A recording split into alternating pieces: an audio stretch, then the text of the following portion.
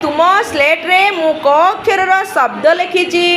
एबे तुमे माने सेई क अक्षर शब्द गुड़िक कौन लिखा जाइछि तुमे माने पढ़ी कि कहब नहीं पढ़ी पारिबो समस्ते डमरू पढ़ी पारिबो तो देखिबा सुना पिला माने केमिति पढ़ुचंती डमरू देखिला बाबा तुमरो कौन लिखा आइछि